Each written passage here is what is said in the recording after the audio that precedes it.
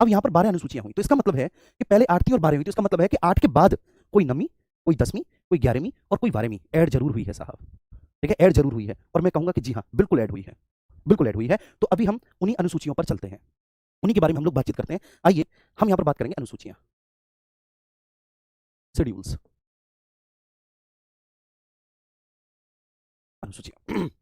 ठीक है, अब ये जो अनुसूचियां होती हैं, अनुसूचियां संविधान का हिस्सा है, बिल्कुल है, अनुसूचियां संविधान का हिस्सा। ठीक है, अब हम उसी बारे में बातचीत करेंगे, क्योंकि कई बार ये सोच लिया जाता है कि संविधान का हिस्सा अनुसूचियां नहीं होती, बिल्कुल होती है।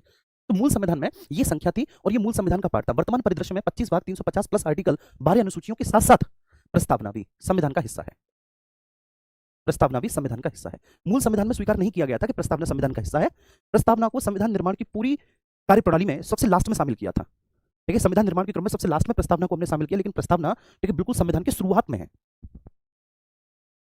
आ रही बात समझ में? प्रस्तावना हमारे संविधान की बिल्कुल शुरुआत में है, लेकिन हमने संविधान निर्माण की कार्यप्रणाली में सबसे लास्ट में हमने प्रस्तावना को शामिल किया है बिल्कुल शुरुआत में। तो शुरुआत में नहीं माना गया कि प्रस्तावना संविधान का हिस्सा है, लेकिन अब प्रस्तावना संविधान का भाग है। ठीक है जी, प्रस्तावना भी कॉन्स्टिट्यूशन का पार्ट है, जैसे 25 भाग है, अनुच्छेद है और अनुसूचियां हैं, ऐसे प्रियम्बल भी है। अब सवाल ये आता है सर, प्रियम्बल भी है। अब यहाँ पर 2 केसेस आएंगे, आज मैं आपको 2 वाद पढ़ाऊंगा यहाँ पर, इन दोनों वादों को आप देखेंगे। सबसे पहला है वीरूवारी वाद, वीरूवारी वाद, ये 1960 का है, ये जो वीरूवारी है। और 1960 का ये जो वीरूवारी है, भैया मेरे लिए चाय आ गई है, थोड़ा सा मेरा गला बैठा हुआ है, धीरे धीरे पी लेंगे अगर समय मिला तो, नहीं तो कोई प्रायोरिटी नहीं है चाय पीना। वीरूवारी 1960 का है। अब वीरूवारी क्या है एक्चुअली, उस समय बांग्लादेश ना होकर पूर्वी पाकिस्तान हुआ करता था। सुनना इस बात को, बांग्लादेश नहीं था, पूर्वी पाकिस्तान था, और पूर्वी पाकिस्तान के साथ हमारी सीमा का आदान प्रदान होना था। पश्चिम बंगाल के कुछ क्षेत्र थे, कुछ गांव थे, कुछ टेरिटरी थी पश्चिम बंगाल की, जो जानी थी पूर्वी पाकिस्तान में। ठीक है, ऑन द बेसिस ऑफ ठीक बाउंड्री लाइन, जो सीमा थी ना, उस सीमा के आधार पर। ठीक है, तो वो पश्चिम बंगाल का कुछ क्षेत्र वहां पर जाना था पूर्वी बांग्लादेश में, और पूर्वी बांग्लादेश के कुछ गांव, कुछ क्षेत्र ठीक है पश्चिम बंगाल में शामिल होने थे, जिससे कि सीमाओं का सही सही सटीक सटीक निर्धारण हो सके। क्लियर है? अब वीरूवारी मामला ठीक है वो चल रहा था। वीरूवारी वो क्षेत्र था भारत का जो कि पूर्वी पाकिस्तान को दिया जाना था। ये वीरूवारी एक क्षेत्र है बेटा, एक रीजन है, गांव है ये, और ये दिया जाना था। जब ये दिया जाना था तो माननीय राष्ट्रपति ने सुप्रीम कोर्ट से पूछा कि सुप्रीम कोर्ट, क्या भारतीय संविधान में कोई ऐसा प्रावधान है कहीं पर भी जहां पर हम वीरूवारी को पाकिस्तान को सौंप दें? क्योंकि भारतीय संविधान किसी दूसरे देश के राज्यों को तो ग्रहण करने की बात करता है आर्टिकल 2 में, लेकिन भारतीय राज्य का कोई भी हिस्सा दूसरे देश को दिया जाए, इसका कोई भी संवैधानिक प्रावधान नहीं है। इस बात को आप लिख लेना। हमारे संविधान के आर्टिकल 2 में इस बात की चर्चा है कि हम किसी दूसरे देश से कोई भी राज्य स्वीकार कर सकते हैं, किसी दूसरे देश से कोई भी क्षेत्र स्वीकार कर सकते हैं, उसको भारतीय संविधान का हम हिस्सा बना सकते हैं, भारतीय संविधान में हम उसको शामिल कर सकते हैं। ठीक है, लेकिन अब सवाल यह पैदा हुआ कि क्या कोई ऐसा भी प्रोविजन है कि जिसके तहत हम भारतीय संविधान का कोई क्षेत्र और किसी दूसरे देश को सौंपते हैं? तो माननीय सुप्रीम कोर्ट बोलते हैं नहीं, इसके लिए संविधान में ही संशोधन करने की आवश्यकता होगी। तो वीरूवारी वाद आया, और वीरूवारी वाद के माध्यम से नवा संविधान संशोधन हुआ 1960 में।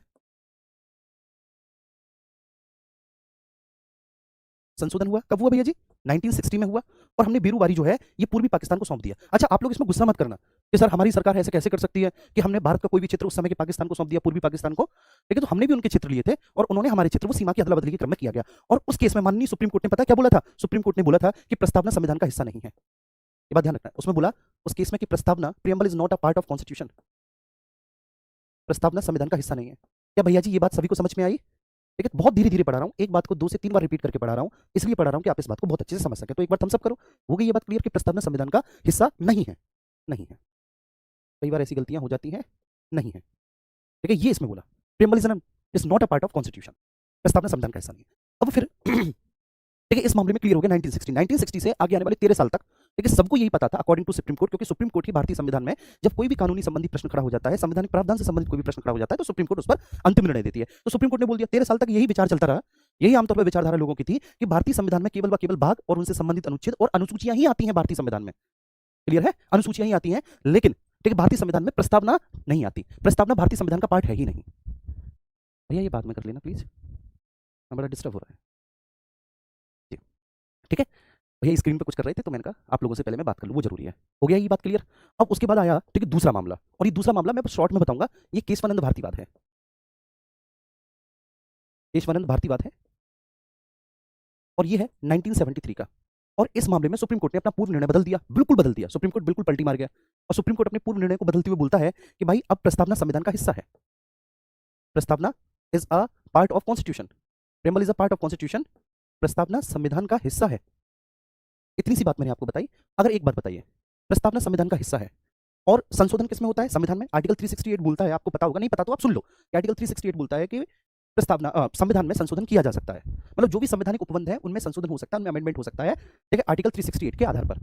तो अगर अब प्रस्तावना संविधान का हिस्सा हो गया, प्रस्तावना अब जब संविधान का भाग बन गया, तो बड़ा स्वाभाविक है कि भाई अब उसमें संशोधन किया जा सकता है। तो पहले बोला था कि चूंकि वो हिस्सा ही नहीं है तो इसलिए संशोधन नहीं हो सकता। अब चूंकि वह हिस्सा है, अब हिस्सा है तो उसमें संशोधन किया जा सकता है।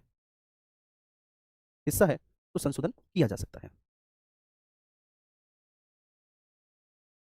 किया जा सकता है। क्या मेरी ये बात समझ में आ रही है आप सभी को? ये बात समझ में आ रही है? तो इसलिए मैंने बोला, यहाँ पर मैंने इसलिए लिखा कि 25 भाग हैं, 450 से ज़्यादा आर्टिकल हैं वर्तमान में, 12 अनुसूचियां हैं भैया वर्तमान में, और कौन है? प्रस्तावना भी है। ठीक है, पहले मूल संविधान में प्रस्तावना को भारतीय संविधान का भाग नहीं स्वीकार किया गया था, लेकिन 1973 से अब प्रस्तावना भी भारतीय संविधान का हिस्सा है, भारतीय संविधान का भाग है। चलिए अब आगे चलते हैं सर। ये हो गया। ठीक है, ये मैंने बताया कि कब कब कहाँ कहाँ चेंज हुआ। ये बात बच्चे आपको समझ में आई? ये बात समझ में आई कि अब कितने हो गए? नंबर फर्स्ट पॉइंट मैंने ये लिखा कि 7वां भाग निश्चित हुआ। बचे कितने भाग? 22 भाग बचे। 2 भाग और नए जोड़ लिए, कितने भाग हो गए? 23 भाग हो गए। फिर 2 नए भाग और जोड़ लिए तो कितने भाग हो गए? 25 भाग हो गए। ये 4 पॉइंट के माध्यम से मैंने बताया आपको। और यहाँ पर वह कौन कौन से भाग हमने कब कब शामिल किए हैं, वह कौन कौन से भाग हमने कब कब शामिल किए हैं, ये भी हमने आपको बता दिया कि सर ये जो 42nd कॉन्स्टिट्यूशनल अमेंडमेंट हुआ है, 42वें संविधान संशोधन से हमने 2 भाग शामिल किए हैं, 4A और 14A। उसके बाद फिर हमने ठीक है 74वें संविधान संशोधन से तीसरा भाग शामिल किया है, 9A। और फिर 97वें संविधान संशोधन से कल बताया था हमने 9V सहकारी समितियों वाला, तो इसलिए 25 है। अब ये बात आई समझ में सभी को?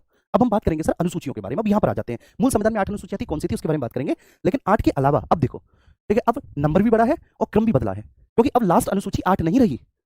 जैसे कि आज भी जो लास्ट आर्टिकल है 395वां है, लास्ट आर्टिकल 395वां है आज भी। ठीक है, आज भी जो 22 भाग है वो 22वां ही लास्ट भाग है। ठीक है, 22 के अलावा 23, 24, 25 नहीं हुए। ठीक है, वो पुराने ही भागों के विस्तार हुए। वो क्या हुए? पुराने ही भागों के बच्चे विस्तार हुए। क्लियर है? अब यहाँ पर हम देखेंगे अनुसूचियां। तो 8 के बाद 9वीं, 10वीं, 11वीं और 12वीं, ये 4 अनुसूचियां नई जुड़ी हैं। तो इसलिए अनुसूचियों की संख्या कितनी हुई? अनुसूचियों की संख्या हुई 12। अब ये 8वीं अनुसूची तो मूल संविधान में थी, लेकिन हमने जोड़ना कहां से स्टार्ट किया है? 9वीं से, 10वीं से, 11वीं से और 12वीं से। बस अब इनके बारे में हम अभी केवल इतना जानेंगे कि 9वीं अनुसूची में जो है हमने लैंड रिफॉर्म्स, हमने भूमि सुधार को शामिल किया है। 10वीं अनुसूची में एंटी डिफेक्शन, दल बदल निषेध है। देखो मैं इंग्लिश में बोल रहा हूँ साथ के साथ, मैं हिंदी और इंग्लिश में लिखूंगा तो बहुत समय लगेगा। ठीक है, लैंड रिफॉर्म्स, एंटी डिफेक्शन। इसमें 11वीं अनुसूची में हमने ग्राम पंचायत को शामिल किया है, और 12वीं अनुसूची में हमने म्यूनिसिपैलिटीज, नगर पंचायत को शामिल किया है। अब आपको ये पता होना चाहिए कि सर कौन कौन से कॉन्स्टिट्यूशनल अमेंडमेंट से हमने ये जोड़ी। इसको तो हमने फर्स्ट कॉन्स्टिट्यूशनल अमेंडमेंट से ही जोड़ लिया था 1951 में, 1951 में ही जोड़ा। इसको हमने 52nd कॉन्स्टिट्यूशनल अमेंडमेंट से जोड़ा 1985 में। इसको जस्ट हमने अभी बताया कि 73rd कॉन्स्टिट्यूशनल अमेंडमेंट से जोड़ा, ठीक है, 1992 में। और इसको भैया जी हमने 74th कॉन्स्टिट्यूशनल अमेंडमेंट से जोड़ा 1992 में। ये 4 नई अनुसूचियां जुड़ी, तो अनुसूचियों की संख्या कितनी हो गई? 12 हो गई। क्लियर है? यहां तक प्लीज एक बार थम्स अप करेंगे। अब आपका कोई भी डाउट है तो आप मुझसे पूछिए। जैसे एक डाउट है कि सर हम क्या माने, 22 मांगे या 25 भाग माने? अगर दोनों आ जाता है तो मैंने बोला आपको 22 ही मानना है भाई। ठीक है, जो ऑथेंटिक बुक है ना वो बताती है 22 ही मानना है आपको। लेकिन अगर मान के चलिए कि इनकेस ऐसा हो जाए कि 22 नहीं है लेकिन 25 भाग लिखे हुए हैं, ठीक है, तब आप किसको मानेंगे? तब आप 25 भाग को मानेंगे। अगर 22 लिखा हुआ नहीं है तो ऑब्वियस सी बात है, क्योंकि 25 हुए हैं, संख्या बड़ी है, क्रम नहीं बदला। संख्या बड़ी है, क्रम नहीं बदला है। कल हमारी क्लास ऐप पर नहीं चल रही, कल वाली। चलिए ठीक है, इसको देख लेते हैं एक बार। प्लीज सब लोग थम्स अप करो। क्लियर हुआ? इसको समझाने में लगभग हमने 30 मिनट का समय लिया, ठीक है, इस छोटी सी बात को समझाने में, क्योंकि ये कॉन्सेप्चुअल बात थी। और मैं आपको सच बात बताऊं, मैं बिना इसे बताए आगे नहीं बढ़ सकता, ये मेरी आदत है। ठीक है, मैं बिना इसे बताए कैसे आगे बढ़ जाऊं? ठीक है, ये आपके कॉन्सेप्ट क्लियर होने बड़े जरूरी हैं। तो मैंने आपको बता दिया ओरिजिनल कॉन्स्टिट्यूशन वर्तमान में, जो वर्तमान सिनेरियो है, वीरूवारी बात बताया, किसमनन भारती बात बताया। 2 बातों की चर्चा तो हमने आज ही कर ली। ठीक है, यूपीएसआई में बात बहुत पूछे जाते हैं, तो 2 बातों की चर्चा तो आज ही हमने कर ली यहाँ पर। ठीक है, इसके बाद फिर मूल संविधान का आया भैया कि 22 भाग थे। अब 22 भाग थे तो जो देखिए संख्या के आधार पर 25 हुए हैं, वह संख्या के आधार पर 25 कब कब हुए हैं, ठीक है, कैसे कैसे हुए हैं, कब कब उनमें संशोधन किया गया है, तो इसकी पूरी कहानी आपके सामने है। और मैं आपको एक और बात बता दूं, इसको मैं क्या कर देता हूं, इसको मैं ब्रैकेट में बंद कर देता हूं। ठीक है, ये वाला तो मैंने आपको बताया कि हमने कब कब किया है।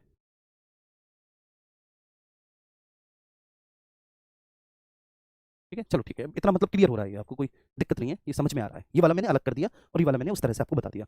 अब ये जो अनुसूचियां जुड़ी हैं, इन अनुसूचियों के बारे में भी मैंने बता दिया। अनुसूचियों और अनुच्छेद में अंतर क्या है ये मैं आपको बताता हूँ। अनुच्छेद भारतीय संविधान के भागों के अंतर्गत उपबंध है। ठीक है, जो आर्टिकल्स होते हैं, आर्टिकल्स प्रोविजंस होते हैं, ठीक है, अंडर द पार्ट। क्लियर है? जिस भारतीय संविधान का कोई भी भाग है तो उस भाग के बारे में जो भी उसका कॉन्टेक्स्ट है, जो भी उसकी विषय वस्तु है, उसमें आर्टिकल्स के माध्यम से समझाया है। ठीक है, लेकिन अनुसूचियां परिशिष्ट होती हैं, इंडेक्स होती हैं। ठीक है, जो शेड्यूल्स होती है, शेड्यूल्स इंडेक्स हैं। इंडेक्स में जो प्रोविजंस है वो भी कॉन्स्टिट्यूशनल प्रोविजंस, लेकिन वो एक्चुअली बात क्या है कि वो भारतीय संविधान के भागों के अंदर अनुच्छेद के रूप में नहीं लिखे गए उनको।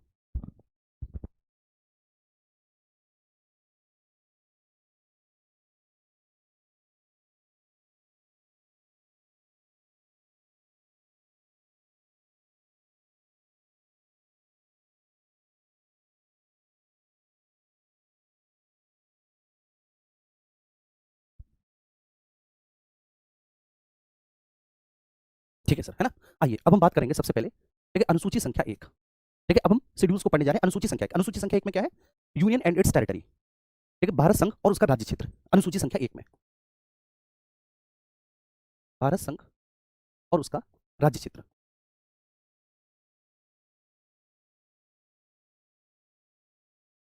ठीक है, यूनियन एंड इट्स टेरिटरी। अब आपने तो कभी अनुसूची 1 पढ़ी नहीं होगी, है ना? ये तो क्लियर है। आपने ज़्यादा से ज़्यादा सुना होगा, नाम सुना होगा, ये भाई अनुसूची 1 में भारत संघ और उसके क्षेत्र के बारे में बात कही गई है। लेकिन भारत संघ और उसके क्षेत्र के बारे में जो बात कही गई है, वो किस तरह से कही गई है, मैं आपको बता रहा हूँ। अनुसूची 1 में आपको भारत के क्षेत्र के 2 कैटेगरी देखने को मिलेंगी। जो भारत का क्षेत्र है ना, टेरिटरी ऑफ इंडिया, उसकी 2 कैटेगरी आपको देखने को मिलेंगी अनुसूची 1 में। ठीक है, एक में राज्यों का क्षेत्र होगा, ये ध्यान रखना। एक में क्या होगा?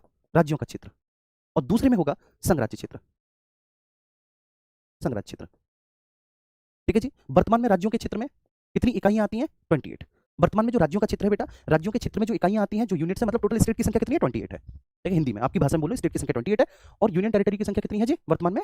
यूनियन टेरिटरी की संख्या 8 है। अच्छा, इसमें केवल राज्यों के और संघराज्य क्षेत्रों के नाम ही नहीं है, ठीक है, बल्कि जो उनका, ठीक है, क्षेत्राधिकार है, जो उनका ज्यूरिडिक्शन है, ज्यूरिडिक्शन के बारे में भी चर्चा की गई है। तो भारतीय संविधान में राज्यों का क्षेत्र, संघराज्य क्षेत्रों के नाम एवं उनके उनके नाम एवं उनका क्षेत्राधिकार, ज्यूरिडिक्शन इसको बोलते हैं, क्षेत्राधिकार, ज्यूरिडिक्शन, क्षेत्राधिकार, इसकी चर्चा की गई है। प्लस, ठीक है, उनका विस्तार कहां कहां तक है एवं उनका विस्तार, जो राज्य है या जो संघराज्य क्षेत्र है, तो उनका विस्तार कहां कहां तक है, ठीक है, एंड इट्स एक्सपेंशन, एक्सपेंशन और उनके विस्तार के बारे में चर्चा है। जैसे सपोज दैट फॉर एग्जांपल मैं यहां पर लेके चलता हूं, ठीक है, ये देखिए, ये है आपका उत्तर प्रदेश। ठीक है, उत्तर प्रदेश आपका प्रदेश है, तो मैं उत्तर प्रदेश को लेकर चलता हूं। तो अब यहां पर ये जो उत्तर प्रदेश है, तो उत्तर प्रदेश के बारे में बोला है, उत्तर प्रदेश एक राज्य है भाई, 28 राज्यों में से एक राज्य आपका उत्तर प्रदेश है। तो अब यहां पर उत्तर प्रदेश की सीमा के बारे में डिस्कशन किया गया होगा। उत्तर प्रदेश की सीमा, ठीक है, तो उत्तर प्रदेश की सीमा कितने राज्यों के साथ टच होती है, कितने देशों के साथ टच होती है, उसके बारे में चर्चा पहली अनुसूची में की गई होगी। उत्तर प्रदेश का कितना क्षेत्रफल है, उसके बारे में पहली अनुसूची में चर्चा की गई होगी, एरिया, ठीक है, बाउंड्री एंड एरिया, क्षेत्रफल के बारे में। इनफैक्ट उत्तर प्रदेश का जो लैटिट्यूड और लॉन्गिट्यूडनल एक्सपेंशन है, अक्षांशीय और देशांतरी विस्तार, कि कहां कहां तक उत्तर प्रदेश का विस्तार है, लैटिट्यूड एंड लॉन्गिट्यूडनल, ठीक है, और उत्तर प्रदेश का जो उत्तरी सीमा है, मतलब उसका विस्तार, उत्तरी सीमा से दक्षिणी सीमा, उत्तरी से दक्षिणी सीमा, और उत्तर प्रदेश की पूर्वी सीमा से पश्चिमी सीमा, इनके बीच की लंबाई कितनी है, पश्चिमी सीमा। अभी आपको केसपाल सर बताएंगे कि कितनी है, लेकिन ये उनका काम है। लेकिन मैंने आपको फॉर एग्जांपल इस बात को समझाया कि पहली अनुसूची में राज्य और संघराज्य क्षेत्रों के बारे में किस तरह से डिस्कशन किया है। तो ये हो गया आपका उत्तर प्रदेश बाबू।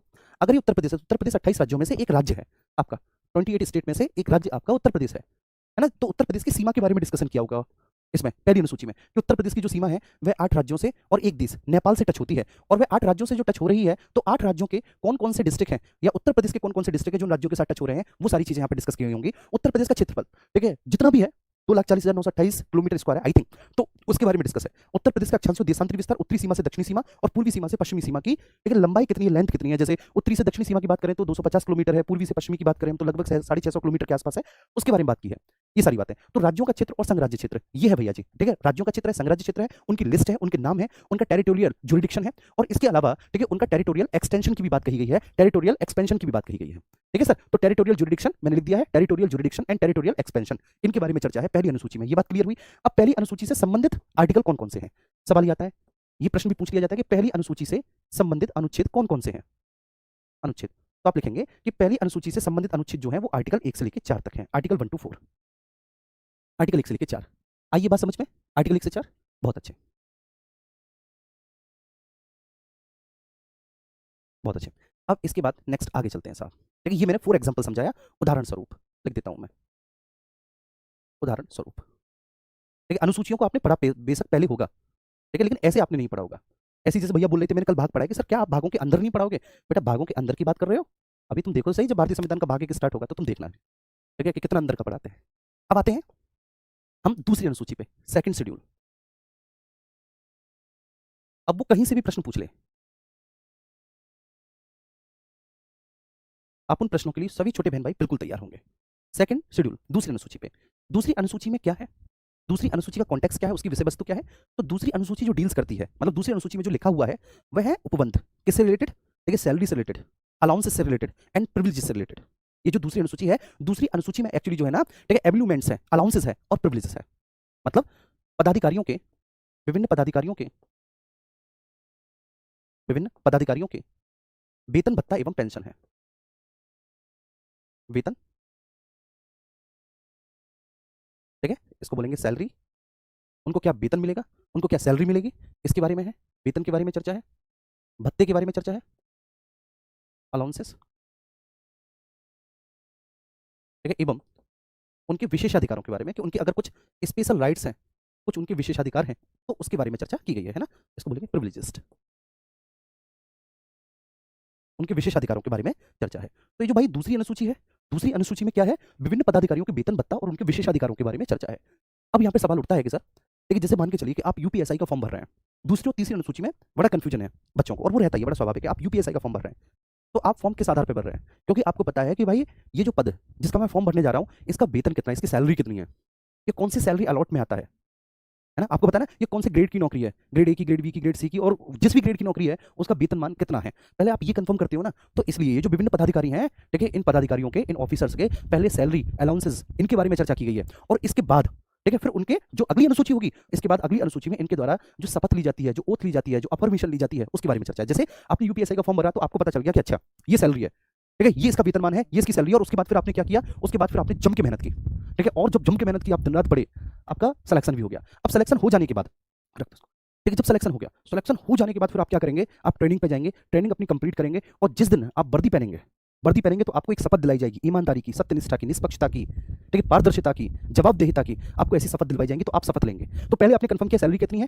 आपने फॉर्म भरा, और जब आपने फॉर्म भरा तो उसके बाद फिर आप उसमें लग गए, आपने पूरी मेहनत करके जी जान करके नौकरी ले ली, फिर नौकरी लेने के बाद ट्रेनिंग पीरियड के बाद फिर आपको शपथ दिलाई गई। तो इसलिए ध्यान रखना, दूसरी अनुसूची में वेतन भत्ता और विशेषाधिकार है। जो अगली अनुसूची होगी, ठीक है, अगली वाली तीसरी, उसमें क्या होगा, तीसरी वाली अनुसूची में भैया जी विभिन्न पदाधिकारियों के द्वारा जो ली जाने वाली ओथ है और जो अफर्मेशन, उसके बारे में चर्चा। क्लियर है। तो दूसरी और तीसरी अनुसूची में आमतौर पर लोग, ठीक है ना, बड़े डाउटफुल रहते हैं, लेकिन उनको डाउटफुल नहीं रहना, ठीक है, मैंने आपको बता दिया और उम्मीद करता हूं कि आप इसे कभी भी नहीं भूलेंगे।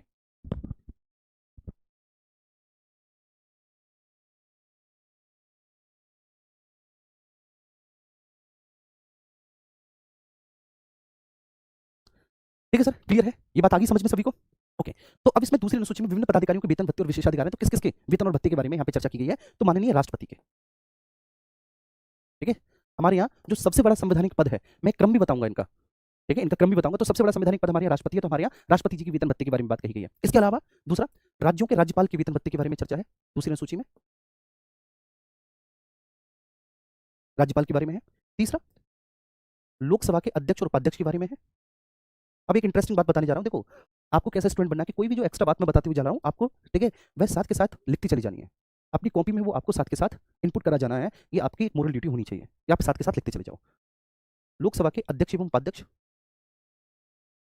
एवं उपाध्यक्ष। अब आप कहेंगे कि सर यहाँ पर उपराष्ट्रपति का नाम क्यों नहीं आया, तो मैं आपको बता दूं, बड़ा शॉकिंग है कि उपराष्ट्रपति को एज उपराष्ट्रपति कोई वेतन नहीं मिलता। ठीक है, ध्यान रखना, उपराष्ट्रपति को एज उपराष्ट्रपति, वाइस प्रेसिडेंट कोई वेतन नहीं मिलता, उसको जो मिल रहा है वो राज्यसभा के सभापति के तौर पर मिल रहा है। क्लियर है, राज्यसभा के सभापति के तौर पर। उपराष्ट्रपति के तौर पर उसका पद जो है वह नॉन सैलरीड है, वो अवेतनिक है, जब तक वह सभापति के रूप में कार्य नहीं करेगा उसको वेतन नहीं मिलेगा। उसको जो वेतन मिलता है, जो सैलरी मिलती है, वो सभापति के तौर पर कार्य करने के लिए मिलती है। तो इसलिए मैं लिख देता हूं राज्यसभा के सभापति और उपसभापति एवं उपसभापति। ठीक है बाबू, उपसभापति।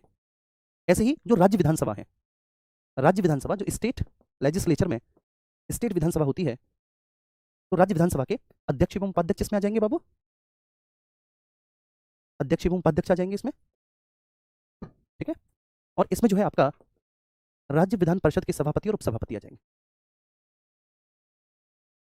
राज्य विधान परिषद के सभापति एवं उपसभापति आ जाएंगे, उपसभापति। आप सोचिए देखो, देखिए कितना आसान है। अभी तक आपने कभी भी अनुसूचियां पढ़ी होंगी तो ऐसे पढ़ी होगी, पहली अनुसूची में राज्यों का नाम, उनका क्षेत्र, लेकिन आपको ये नहीं पता कि क्षेत्रों का ज्यूरिडिक्शन, ज्यूरिडिक्शन और प्लस उन क्षेत्रों का विस्तार, इसके बारे में चर्चा किस तरह से की है ये मैंने बताया। दूसरी अनुसूची में आपने पढ़ लिया होगा कि वेतन भत्ता, लेकिन किस किस का वेतन भत्ता ये आपने नहीं पढ़ा होगा, तो ये भी आप पढ़ लीजिएगा जी इसको। अब इसके बाद सातवां है सुप्रीम कोर्ट का जज, सुप्रीम कोर्ट के मुख्य एवं अन्य न्यायाधीश, मुख्य एवं अन्य न्यायाधीश। ठीक है, यहां पर हाई कोर्ट के मुख्य एवं अन्य न्यायाधीश,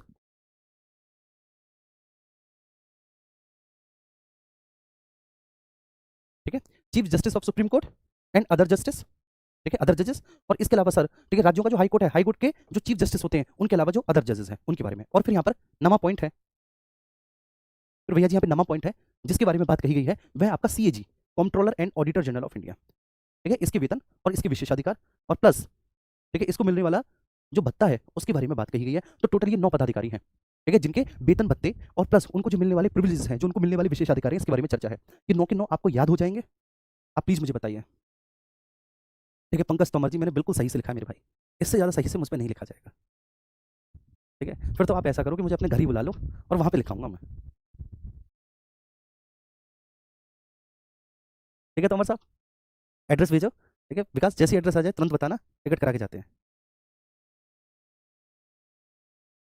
अरुण शर्मा जी, मैं दे दूँ?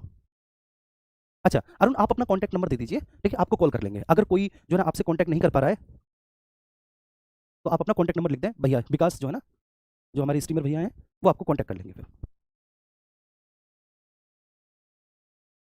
चलिए ठीक है, ये हो गई दूसरी अनुसूची। अब हम बात करेंगे सर तीसरी अनुसूची के बारे में, थर्ड स्केड्यूल। तीसरी अनुसूची, अभी जो तीसरी अनुसूची है, जो थर्ड स्केड्यूल है, तीसरी अनुसूची में क्या है, इसमें किसके बारे में चर्चा है? तो अभी मैंने बताया सर, दूसरी में तो सैलरी की बात हो गई। अब सैलरी की जब बात होगी तो अब जब बंदा अपनी ड्यूटी धारण करेगा, बंदा अपनी ड्यूटी पे आएगा, तो वह कौन कौन सी शपथ और कौन कौन सी अफर्मेशन लेगा। तो इसमें ओथ एंड अफर्मेशन, शपथ एवं प्रतिज्ञान। और ये बहुत मोस्ट एंड मोस्ट इंपोर्टेंट अनुसूची है आपकी। कैसे? एक प्रश्न यूपीएसआई में आया था, आप प्रीवियस ईयर उठा के देख लें, उसमें पूछा था कि निम्नलिखित में से किस पदाधिकारी की शपथ के बारे में तीसरी अनुसूची में चर्चा नहीं की गई। किस पदाधिकारी की शपथ के बारे में तीसरी अनुसूची में चर्चा है नहीं, और उसमें एक राष्ट्रपति भी था। बच्चों को लगा कि यार राष्ट्रपति का तो शपथ का उल्लेख किया होगा, क्योंकि राष्ट्रपति की सैलरी का उल्लेख दूसरी अनुसूची में है, तो राष्ट्रपति जो शपथ लेगा, जैसे सुप्रीम कोर्ट का मुख्य न्यायाधीश शपथ दिलाएगा, तो उसके बारे में तो ऑब्वियस ही बात है चर्चा होगी तीसरी अनुसूची में। तो उन्होंने राष्ट्रपति को एक सही क्लिक नहीं किया, बल्कि राष्ट्रपति इसमें होना चाहिए था, क्योंकि राष्ट्रपति के द्वारा ली जाने वाली शपथ का कोई उल्लेख नहीं है। उसका उल्लेख जो किया है आर्टिकल 60 में किया है, राष्ट्रपति कौन सी शपथ लेगा, कौन दिलाएगा। ठीक है, और कोई और एक और ऑप्शन था, ठीक है, उन्होंने वो क्लिक कर दिया क्योंकि उनको लगा नहीं राष्ट्रपति तो हो गई। तो ऐसी छोटी छोटी गलतियां हम एग्जाम में कर देते हैं, और जबकि सबको अनुसूचियां पता है, सबको अनुसूचियां याद है, लेकिन डिटेल में नहीं पढ़ी, और यहाँ पर गलती कराते हैं। तो शपथ एवं प्रतिज्ञान, ओथ एंड अफर्मेशन, अफर्मेशन। अब यहाँ पर सवाल उठता है कि भैया जी किस किस की शपथ और प्रतिज्ञान के बारे में चर्चा है, किस किस के ओथ एंड अफर्मेशन के बारे में चर्चा है, ये बताइए साहब, किस किस के ओथ एंड अफर्मेशन के बारे में डिस्कस किया गया है। सबसे पहले संघ के मंत्री, यूनियन मिनिस्टर्स। ठीक है, आप लिख लेंगे इंग्लिश में भी, मैं इंग्लिश में बोलता हुआ चला जा रहा हूँ, ठीक है, तो इसलिए कोई फिर बाद में ब्लेम मत करना कि सर इंग्लिश में यूनियन मिनिस्टर, संघ के मंत्री।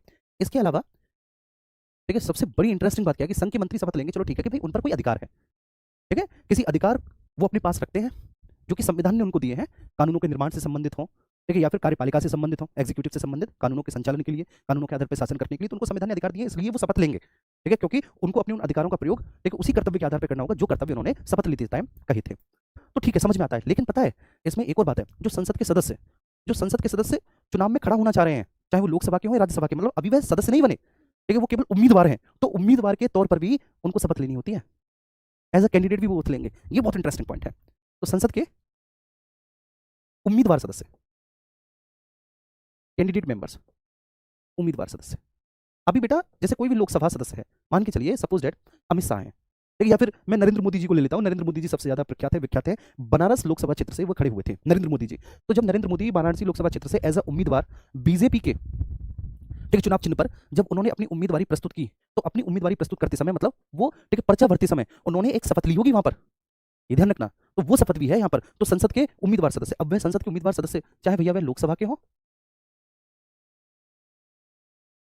या फिर वह राज्यसभा के हो, ठीक है, तो ये भी शपथ लेते हैं। अब मान के चलिए कि संसद के उम्मीदवार सदस्य तो अभी तो वो खड़े हुए हैं, उन्हें पता नहीं कि हम जीतेंगे या हारेंगे, लेकिन वे जीत गए, ठीक है, जीत गए तो वो क्या बन गए, संसद के सदस्य बन गए, तो वो भी शपथ लेंगे। जब वो सांसद बन गए, तो सांसद बन जाने के बाद मेंबर ऑफ पार्लियामेंट बन जाने के बाद, अब मेंबर ऑफ पार्लियामेंट दोनों ही बातें हैं, चाहे लोकसभा के मेंबर ऑफ पार्लियामेंट हो, चाहे राज्यसभा के मेंबर ऑफ पार्लियामेंट हो, as a member of parliament वह ओथ एंड अफर्मेशन लेते हैं। अब यहाँ पर आप बिल्कुल जस्ट जैसे यहाँ पर संघ के मंत्री हैं, संघ के मंत्री यहाँ पर आप लिख दो, राज्यों के मंत्री सेम वही लिख दो, राज्यों के मंत्री वो शपथ लेंगे क्योंकि उनको संविधान ने कुछ अधिकार दिए हैं, ठीक है, जब उन अधिकारों का प्रयोग करेंगे तो उन कर्तव्यों के साथ साथ करेंगे जो कर्तव्य उन्होंने शपथ लेते समय ठीक है ना कंफर्म किए थे। तो राज्यों के मंत्री, अब ऐसे ही जो राज्य विधानमंडल के, जो स्टेट लेजिस्लेचर है ना बाबू, राज्य का विधानमंडल होता है, जो उत्तर प्रदेश का विधानमंडल है या फिर मध्य प्रदेश का विधानमंडल है, तो राज्य विधानमंडल के उम्मीदवार सदस्य, उम्मीदवार सदस्य, आप इसका मतलब समझे, राज्य विधानमंडल के उम्मीदवार सदस्य का, जैसे वो खड़ा होना चाह रहे हैं किसी भी एक विधानसभा क्षेत्र से, तो जब वो किसी भी विधानसभा क्षेत्र से अपना पर्चा भरते हैं, ठीक है, वो खड़े हुए हैं वहाँ पर किसी भी चुनाव चिन्ह पर, चाहे वो बीजेपी के चुनाव चिन्ह पर, समाजवादी पार्टी के पे, या फिर बहुजन समाज पार्टी किसी भी, या फिर आम आदमी पार्टी का तो तुम्हें पता ही है आजकल क्या हाल है। तो किसी भी चुनाव चिन्ह पर अगर वो खड़ी हो रहे हैं, तो राज्य विधानमंडल के उम्मीदवार सदस्य यदि वह राज्य विधानसभा के उम्मीदवार हैं, ये ध्यान रखना, राज्य विधानसभा के उम्मीदवार हैं, विधानसभा, तो तब भी उन्हें शपथ लेनी होगी। और अगर उस राज्य में विधान परिषद है और विधान परिषद के वे उम्मीदवार सदस्य हैं, तब भी उनको शपथ लेनी पड़ेगी। तो राज्य विधानमंडल के उम्मीदवार सदस्य देख लेना, ठीक है। अब उसके बाद मान के चलिए उम्मीदवार थे और वे चुनाव जीत गए। अब उम्मीदवार थे, चुनाव जीत गए, तो अब वो क्या बन गए? वे बन गए राज्य विधानमंडल के सदस्य। अब वे क्या बन गए भैया? राज्य विधानमंडल के सदस्य बन गए, ठीक है मेरे प्यारे बाबू, सदस्य बन गए। अगर वे विधानसभा के सदस्य बने, विधानसभा के, तो अब इनको कहेंगे एमएलए। देखो संसद का जो सदस्य है, संसद का सदस्य एमपी कहलाता है, चाहे वह लोकसभा का सदस्य हो या राज्यसभा का, लिखो, ठीक है। संसद का कोई भी सदस्य चाहे लोकसभा का हो राज्यसभा का, एमपी कहलाएगा, जस्ट एमपी। लेकिन अगर विधानसभा का सदस्य है, तो विधानसभा के सदस्य को हम एमएलए कहते हैं। एमएलए की फुल फॉर्म आप मुझसे पूछोगे, लिख लो, member of legislative assembly, MLA. और अगर वे विधान परिषद के सदस्य हैं, तो विधान परिषद के सदस्य को हम एमएलसी कहते हैं, मेंबर ऑफ लेजिस्लेटिव काउंसिल कहते हैं, एमएलसी कहते हैं। क्लियर है? एक बार थम्स अप करो, ठीक है। अब इसके अलावा यहां पर सुप्रीम कोर्ट के जजेस के द्वारा ली जाने वाली शपथ, सुप्रीम कोर्ट के जजेस के द्वारा, यहां पर हाई कोर्ट के जजेस के द्वारा ली जाने वाली शपथ, जो जजेस ऑफ हाई कोर्ट हैं, वह जो ओथ एंड अफर्मेशन लेते हैं, जो शपथ लेते हैं, उसके बारे में डिस्कशन किया गया है। और यहाँ पर फिर जो सीएजी, ठीक है, आप सीएजी पूछेंगे, मुझे पता है कमेंट बॉक्स में, तो मैंने बोल दिया है। सीएजी कौन है? Controller and auditor general of India है। इसको हिंदी में बोलेंगे सीएजी को नियंत्रक एवं महालेखा परीक्षक। तो नियंत्रक और महालेखा परीक्षक के द्वारा जो ली जाने वाली शपथ है, हमने उसके बारे में भी यहाँ पर उल्लेख किया है। अब हम फोर्थ शेड्यूल पे आते हैं, बस इसी के साथ हम अपनी कहानी को यहीं पर पूर्ण विराम देते हैं, फोर्थ शेड्यूल के बाद, ठीक है। क्योंकि क्वेश्चन आज नहीं हो पाएंगे, आप लोगों ने बोला है कि सर केवल एक ही घंटा पढ़ाइए, और आपकी बात सही भी है, क्योंकि और भी विषय आपको पढ़ने हैं, केवल यही एक विषय नहीं है। हाँ, लेकिन ये महत्वपूर्ण विषय है, और एक ऐसा विषय है कि जिसे आप पढ़ लेंगे तो आपके 16 नंबर, ठीक है, कंफर्म है, वो कहीं नहीं गए। तो अब हम चौथी अनुसूची फोर्थ शेड्यूल के बारे में चर्चा करने जा रहे हैं। अब फोर्थ शेड्यूल में भैया जी क्या है? फोर्थ शेड्यूल में विभिन्न राज्यों से, जो स्टेट है, विभिन्न राज्यों से राज्यसभा में सीटों का डिस्ट्रीब्यूशन है। विभिन्न राज्यों से राज्यसभा में सीटों का डिस्ट्रीब्यूशन है भैया, सीटों का आवंटन बोलेंगे आप इसे, distribution of the seats from different state legislatures, ठीक है। विभिन्न राज्यों से या विभिन्न राज्यों के विधानमंडलों से राज्यसभा में सीटों का आवंटन, इसके बारे में चर्चा किसमें की गई है? चौथी अनुसूची में की गई है। क्लियर है? अब राज्यसभा के सदस्य कैसे निर्वाचित होते हैं, ठीक है, इसके बारे में हम आगे डिस्कस करेंगे। जब राज्य का विधानमंडल बताएंगे, तो वो राज्यसभा के सदस्य, ठीक है, राज्यों के विधानमंडल के जो सदस्य होते हैं, उनके द्वारा निर्वाचित होते हैं। उसमें विधान परिषद के सदस्यों के द्वारा नहीं, केवल विधानसभा के सदस्य, और विधानसभा के भी वो सदस्य जो कि इलेक्टेड होते हैं। तो विधानसभा के इलेक्टेड सदस्य वो राज्यसभा के सदस्यों का चुनाव करते हैं। जो चुनाव होता है वो एकल संक्रमणी मत पद्धति, आनुपातिक प्रतिनिधित्व, अप्रत्यक्ष मतदान के माध्यम से होता है। वो क्या होता है, क्या नहीं होता, वो हम स्टेट लेजिस्लेचर में जाके देखेंगे, ठीक है। तो उम्मीद करता हूं कि ये सारी बातें आपको बहुत अच्छे से समझ में आई होंगी,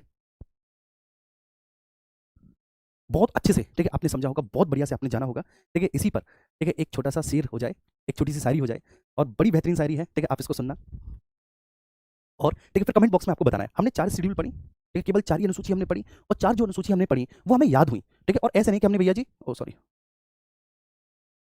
ठीक है जी, हाँ, ठीक है, ऐसे नहीं कि वो जो 4 शेड्यूल हमने पढ़ी हैं वो ऐसे ही ऊपर ऊपर से पढ़ ली, ठीक है, उनको हमने खूब डिटेल में पढ़ा है। देखिए सबसे पहली अनुसूची भारत संघ और उसके राज्य क्षेत्र के बारे में। भारत संघ और उसके राज्य क्षेत्र को हमने बहुत अच्छे से पढ़ा, बहुत डिटेल के साथ पढ़ा हमने, यहाँ तक कोई इशू नहीं है। यहाँ पर राज्यों का चित्र है, उसमें संघराज्य क्षेत्र है, उनसे संबंधित अनुच्छेद 1 से लेकर 4 है, और ना केवल राज्यों का चित्र संघराज्य क्षेत्रों की लिस्ट है, बल्कि उनका क्षेत्राधिकार, उसके बारे में भी चर्चा है, ठीक है, ये आप देखेंगे, ठीक है। एक राज्य है, ये ध्यान रखना, और यहाँ पर जो उत्तर प्रदेश है ये 28 राज्यों में से एक है। ये उत्तर प्रदेश जो है ये भैया 28 राज्यों में से ये एक राज्य है जो आपका उत्तर प्रदेश है। तो उसकी सीमा राज्यों और देशों के साथ कितनी लगती है, उसका क्षेत्रफल, उसका अक्षांशीय देशांतर विस्तार, उसकी उत्तरी और पूर्वी सीमा। दूसरी अनुसूची जो है, दूसरी अनुसूची में विभिन्न पदाधिकारियों के सैलरी एंड अलाउंसेस के बारे में, विभिन्न पदाधिकारियों के वेतन और भत्तों के बारे में चर्चा है। विभिन्न पदाधिकारियों में कौन कौन से आते हैं जिनके वेतन भत्ते के बारे में चर्चा की गई है भैया जी? तो उसमें राष्ट्रपति, राज्यों के राज्यपाल, लोकसभा के अध्यक्ष उपाध्यक्ष, राज्यसभा के सभापति उपसभापति, राज्य विधानमंडल के, ठीक है, राज्य विधानसभा के अध्यक्ष और उपाध्यक्ष, राज्य विधान परिषद के सभापति उपसभापति, सुप्रीम कोर्ट के चीफ और अदर जजेस, हाई कोर्ट के और सीएजी के बारे में। फिर तीसरी अनुसूची आई, तीसरी अनुसूची में, ठीक है, ओथ एंड अफर्मेशन है, शपथ एवं प्रतिज्ञान है, जो तीसरी अनुसूची है। उसमें संघ के मंत्री के द्वारा ली जाने वाली शपथ, संसद के उम्मीदवारों के द्वारा ली जाने वाली शपथ, जो उम्मीदवार सदस्य हैं चाहे वह लोकसभा के हो या फिर वह राज्यसभा के हो, उनके द्वारा ली जाने वाली जो शपथ है, संसद के सदस्यों के द्वारा, राज्यों के मंत्रियों के द्वारा, राज्य विधानमंडल के उम्मीदवार सदस्यों के द्वारा, या तो वह विधानसभा के या फिर वह विधान परिषद के हैं। तो जो राज्य विधानमंडल के उम्मीदवार सदस्य हैं वो भी जो शपथ लेते हैं उसके बारे में भी उल्लेख है। फिर राज्य विधानमंडल के सदस्य एमएलए और एमपी, एमएलए और एमएलसी जब वे बन जाते हैं तो उनके द्वारा ली जाने वाली शपथ, सुप्रीम कोर्ट के जज, हाई कोर्ट के जज और सीएजी। और चौथी अनुसूची में क्या है, विभिन्न राज्यों से राज्यसभा में सीटों का आवंटन, कि किस राज्य से राज्यसभा में कितने सदस्य भेजे जाएंगे, ये चौथी अनुसूची में है। ये बात क्लियर हुई? ठीक है, अब शायरी कल करेंगे, आज नहीं, ठीक है, आज फिलहाल इतना ही, ठीक है, थैंक यू सो मच। और हाँ, ठीक है, चारों अनुसूची, आप मुझे एक बात प्रॉमिस करो कि चारों अनुसूची की जो भी विषय वस्तु है एक एक पॉइंट सहित वो आप कमेंट बॉक्स में लिखेंगे, ठीक है, चारों अनुसूची का एक एक पॉइंट कि सर पहली अनुसूची में ये है, और बिना देखे लिखना है, ठीक है, ऐसे नहीं कि कहीं से देख के, बिना देखे, बिना देखे आपको लिखना है और ये आपकी ड्यूटी है। ठीक है, प्रॉमिस करो कि आप लिखेंगे कि सर पहली अनुसूची में ये है, दूसरी में ये है और दूसरी में जो भी है, ठीक है ना। दूसरी में क्या है, सैलरी अलाउंसेस है, तो किन किन की सैलरी अलाउंसेस के बारे में बात की है वो। तीसरी अनुसूची में शपथ है, राष्ट्रपति की शपथ के बारे में आर्टिकल 60 में है, तीसरी अनुसूची में नहीं है। तो फिर भैया जी जिन जिन की शपथ के बारे में उल्लेख किया गया है वो आप लिखेंगे, ठीक है। फिर चौथी अनुसूची में क्या है वो आप लिखेंगे, ठीक है। Okay, promise. चलिए ठीक है, थैंक यू सो मच।